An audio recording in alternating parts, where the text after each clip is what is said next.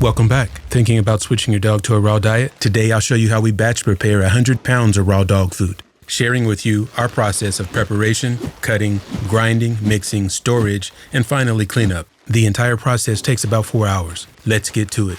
Feeding raw can be quite controversial, depending on who you're speaking with, but don't let any of that deter you. At first, it seems overwhelming, but just like anything else, you gather the right information, apply it, and then it becomes just like any other task. And just remember, everyone starts off not knowing how to do this. The confidence will come after you've made a few batches. We start off by covering the surfaces we'll be working on. No matter how careful you think you are, there will be some spills and splatters. It just makes things easier when it's time to clean up. Here's the tip. If you're using plastic containers to mix, definitely invest in liners. With everything that has to be done at cleanup time, this will save you at least 5 minutes. Most likely, you'll be following one of two methods, the barf model or the prey model diet. We follow the prey model diet, 80% muscle meat, 10% bone, and 10% organs. We also add cooked sweet potatoes, oatmeal, and raw eggs. This recipe does slightly vary from batch to batch, but the ratio of the meat, bone, and organs is almost exactly the same.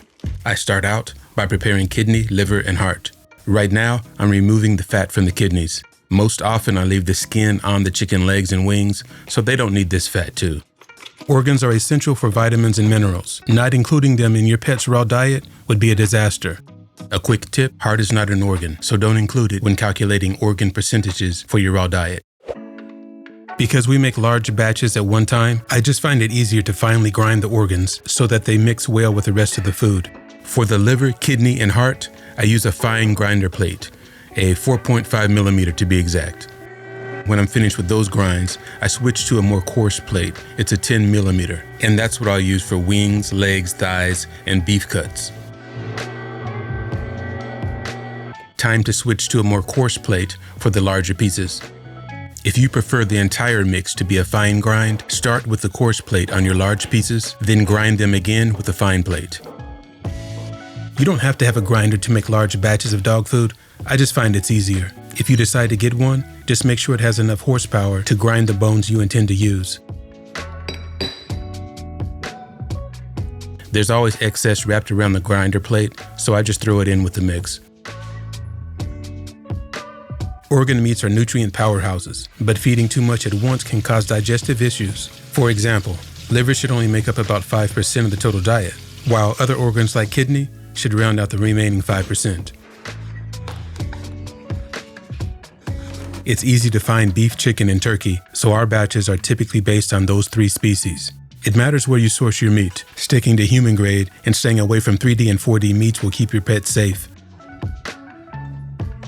I'd highly recommend tailoring your recipe to your dog's needs, specifically your dog's breed and size, age and life stage, activity level, and health conditions.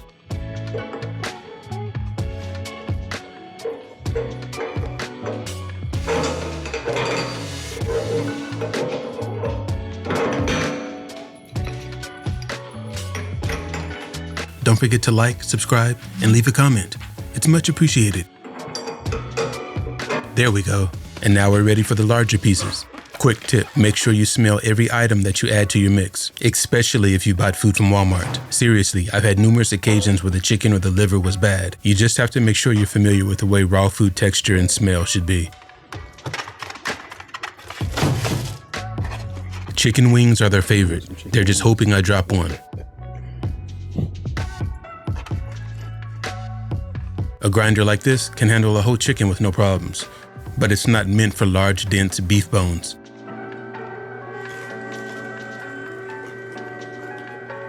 I like to grind chicken wings in the mix to ensure our dog's calcium and phosphorus is met on a daily basis. Raw meaty bones contain those nutrients, but you want to ensure your dog is getting the right amount. If you're feeding whole bones, make sure you supervise your dog. Ground bones are great for beginners or dogs prone to gulping food too quickly.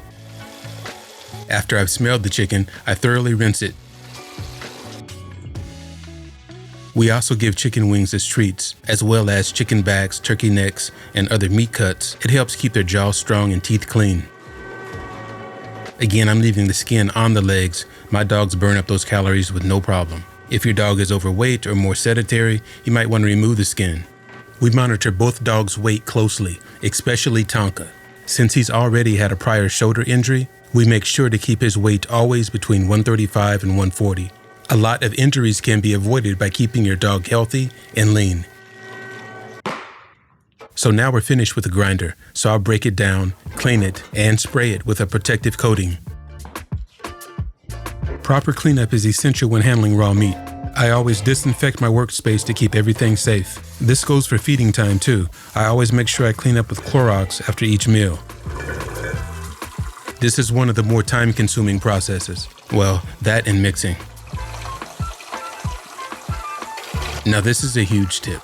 Make sure you have a stopper or strainer on your sink drain when cleaning your grinder.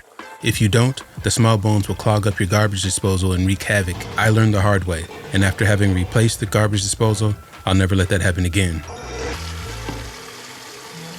Clorox spray, Clorox wipes, and lots of paper towels. Sanitation is huge when processing raw dog food, especially when it's in your home kitchen. Everything gets wiped down with Clorox. Take no chances. After cleaning the grinder, I put it away so that I have more room on the countertops for mixing. After I've washed and dried the grinder accessories, I spray them with a food-grade silicone or a light vegetable oil. It lubricates and protects, but is not sticky. In this video, I was out of the silicone spray, so I used an avocado spray and just wiped off the excess. If you have a grinder, definitely get the food-grade silicone spray. It's odorless, lubricates extremely well, and doesn't leave a sticky residue. Other than training and socialization, raw dog food is definitely the question we get asked most about. And for some reason, people get extremely passionate about it, if you know what I mean. So this video is not intended to be a recipe for your dog's diet. It's just a glimpse in how we make large batches of dog food. Hopefully it can be of help. My wife peeled, cut, and cooked sweet potatoes the night before, so that's one less thing I'll have to do. And the last ingredient we'll add to this mix is raw eggs. This is a good example of what I meant earlier about a variation of the prey model diet. This recipe is specific to our dog's needs. Yours will be different. Regardless, you're going to have a happier, healthier dog when feeding raw. Here I'm evenly distributing the liver. I've already added the heart and kidney. It's just easier to mix them this way. Otherwise, they end up at the bottom of the container and don't get thoroughly mixed. Let's speed this up a bit. The whole process is definitely time-consuming. We usually do it on a Saturday afternoon, and then we don't have to do it again for several weeks. The real benefit is at feeding time. Spending zero time preparing dog food for the next several weeks is a win-win. Items that are more liquid like eggs, or finely grinded items like liver, kidney, and heart, I put them in last. We mix everything in these large containers to create a consistent batch. This just ensures each meal has the right balance of nutrients. We've been doing it like this for several years, and honestly, it's really time-consuming. So my wife convinced me to get a mixer. I don't know why I waited so long. It connects to the grinder and uses the motor from the grinder to mix the food. It can mix up to 50 pounds at a time, so it's the same amount that I'm presently mixing in these 50-pound meat lugs. In the next episode, I'll be using it, so stay tuned. All right, the next step. Let's get it stored and ready for the freezer. Portioning is key for easy feeding. We store meals in 1 pound or 2 pound containers, which is perfect for our dogs. At mealtime, we add salmon oil for omega-3s, joint supplements for long-time mobility and support, and green tripe for digestion and probiotics.